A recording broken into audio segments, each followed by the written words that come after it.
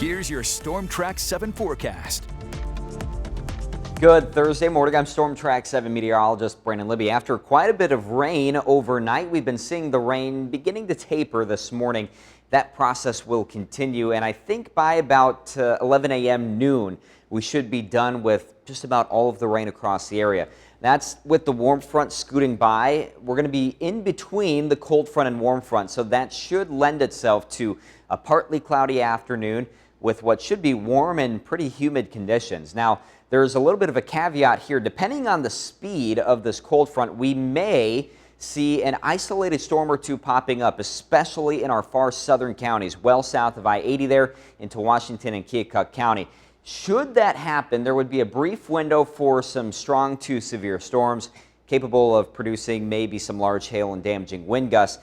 The far greater threat for that will be outside of our viewing area to the south and to the east, but it's something we'll keep an eye on here throughout today. Otherwise, once the rain clears out this morning, just about all of our viewing areas should be dry the rest of today and tonight as we see mostly clear skies. However, clouds are going to roll back in for tomorrow. That should bring with it a few scattered showers and maybe a few rumbles of thunder, especially for areas north of Highway 30 into the afternoon.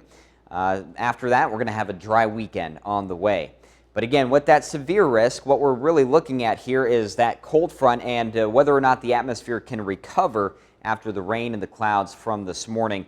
And really, it would be in that level 2 out of 5 risk, which is basically just clipping parts of Cedar, Washington, and Keokuk County. That level 1 out of 5 risk basically for the activity that's moving through this morning, so there's really no severe threat for a vast majority of the viewing area. The time frame for those isolated cells, though, between about 7 and 10 p.m. in our far extreme southeastern counties. Otherwise, as we go throughout today, a little bit humid, dew points into the 70s, making it feel a little bit uncomfortable. However, once we get on the other side of the system, the winds will shift to the west and northwest. Humidity will be allowed to drop down, feeling very comfortable there by early next week. Dew points down into the low 60s. However, for today, high temperatures about the low to mid 80s, so it is going to be a warm one as we're in between the warm and cold front. Of course, the cold front comes through by this evening, so tonight we clear out a little bit. Lows will drop down into the mid 60s, and then we're just kind of in that wraparound flow for tomorrow, giving us more clouds and a few pop-up showers and storms.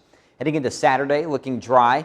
We'll still have a few clouds popping up most likely, but we're far enough removed from the low pressure that we don't have enough moisture to give us rain.